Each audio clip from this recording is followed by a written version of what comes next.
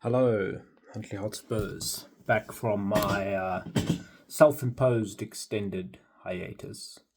Um, yeah, I got so disheartened at one point last season that I just decided, I can't really do these videos anymore. Just taking a bit too much out of me.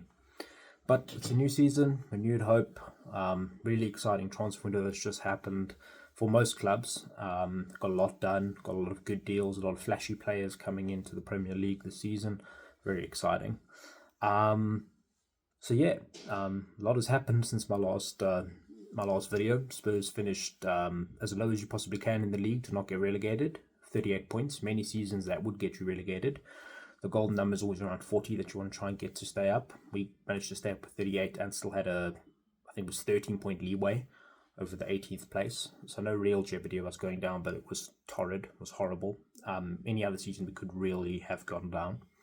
But also we won a trophy, first one since 2008. So very mixed bag under Postecoglou, but there was no doubt in my mind that he was out of his depth in the Premier League.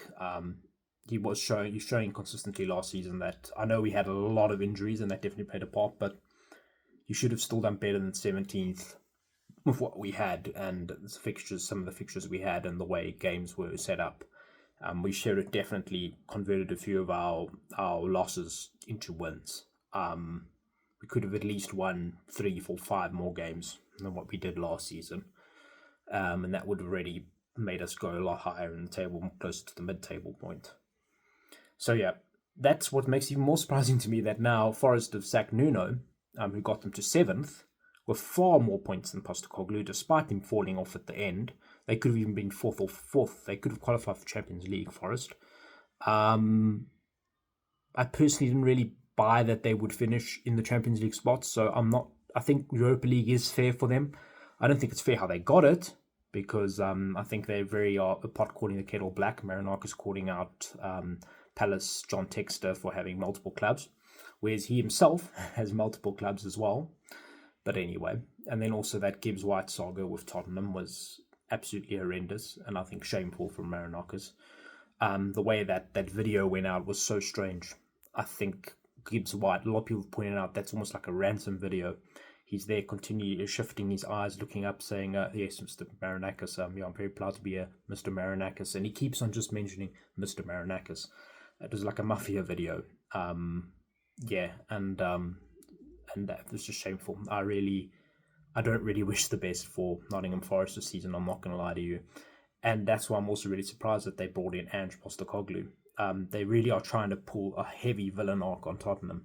I'm not entirely sure why, but yeah, and Andrew's big talking again, saying, "Yeah, I've come here, I've been boarding because I was Mr. Marinakis on the board, want me to win a trophy. That's going to be my main goal." And yeah, fair play. He's in Europa League again. Can he win the Europa League with Forest? I think it's a bit more difficult than what it was living in the Europa League with Spurs. But he could. There are some really good teams still in there, though, like Villa, and some big boys. People always underrate the Europa League. When you look at what some of the teams that are actually there, they are like some European giants that are actually in the Europa League. It's not like it's a foregone conclusion that one of the two English clubs are going to win the Europa League. Even last season, I didn't think United or Tottenham would win the Europa League. So they've got some really good clubs there. It's not super easy to win the Europa League. Conference League, I think, is actually fairly easy to win, no offense. But Europa League, ironically, I think maybe Marinakis should have just not fought that fight and just keep Forest in the Conference League. I think Ange could have maybe done it fairly easily with Forest in the Conference League. But the Europa League, it's going to play some bigger teams, might take a heavier toll in the league position. And yeah, like Ange has very much revealed already, his aim is to win a trophy. And Forest fans, I hate to break it to you, but that means that he's not going to focus on the league, just like he did with Tottenham. He'd more than happily bring you to, 13th to 17th in the league if it means that he can win you guys Europa League. And it's going to put him a lot of pressure. And I think Marinakis is maybe even slightly less forgiving than what Levy was. I don't think if Forest, if it reaches January, February time and Forest are sitting you know, 13th to 17th in the league. I'm not so sure how happy Mr. Marinakis is going to be. I'm really not sure how happy he's going to be. Yeah. So let's see how that goes, though. But yeah, he's already shown that he can get a bit. I'm worried. People have pointed out how some of the, especially their centre backs, are not really Ange style centre backs. They don't really suit a high line. Yeah, I mean, Van der Ven really made a tick, that high line. He was the quintessential high line centre back. And he doesn't have a Van der Ven at Nottingham Forest. Look, he never not a Van der Ven for quite a hefty amount of time while he was Spurs either. And we saw him try to play some other centre backs like Dragoshin, which are a bit more similar in profile to what Nottingham Forest centre backs are. They can't play that high line. They are box centre backs. They play in the box and they defend off the line and at the goalpost. They don't defend halfway up the pitch like a Van der Ven does. I think he does have some very good attackers, though. I think the attackers at Forest will suit Ange. And I think in retrospect, a lot of the signings they made this season, they made so many signings and so many attackers. I mean, even, guys like Douglas Luiz, who's just a proper number 6 to stand in the midfield. I think was actually made with Ange in mind, because I think also the number of players they brought in, maybe Marinakis looked at Tottenham and said, you know what, you need so many players in the Postecoglou squad because we can get injuries. Yeah, we can maybe go into a bit of a trophy run, but we're going to get so many injuries. And I think maybe that's where, maybe when Nottingham Forest can maybe not finish 17th with Ange, maybe they can, if he focuses in Europa, maybe they can still get, 10th. They can get a comfortable mid-table maybe, just because he might have more depth to carry him through. But yeah, the quality of some of the attackers still is questionable. We don't know how all of them are going to get on. Yeah, I think he really liked players like Solanke, Johnson, Van der Ven. Those kind of players really made his system tick. Is Chris Wood going to press like Solanke at 30-something years old? I don't think so. I think some other strikers might actually be more favoured under Ange than what Chris Wood is. But yeah, hands off our Tottenham boys, Ange. I've seen some rumors of him wanting to go in for some of our players in January. No, hands off, please. They're Tottenham players. They like it here. They're enjoying playing the Champions League. And I think Thomas Frank is getting a bit of a tune out of them, and they seem happy with him. So, Ange, hands off, please. All right. But yeah, Tottenham, they look alright under Thomas Frank. They look definitely more solid defensively. Not as exciting as I predicted going forward. They tend to sit off the ball a bit more. They want a little bit less possession, maybe with more of a counter-attack vibe. But like I said, counter-attack's not necessarily a bad thing with the current Tottenham squad. We have the attackers to hit and the pace of attackers to hit on a break. Kolo Muani is almost as fast as Van der Ven in terms of his rating. He's a fast guy. We don't know how he's going to be in the Premier League, though. But he did very well at Eintracht Frankfurt. He did well at Juventus. He did okay with PSG in early stages, but then really fell off completely with them. And he's no longer in their plans. So I think a confidence thing is also a problem at PSG. But as we saw, despite him falling off PSG, his most recent spell was the Juventus loan, and he was pretty good there at Juventus. So that gives me some hope, but it's remains to be seen in the Premier League. We'll see how he does. Yeah, I think Solanke doesn't quite... I don't think he's going to be as favoured with Frank as what he was with Ange. I don't think he fits quite exactly what Frank wants from the striker. I think Richarlison, maybe even Kolo Muani do suit a bit more. They're a bit more like direct and not necessarily just about the press. They're more of like a guy that waits, a guy that wants to go and get the actual goals.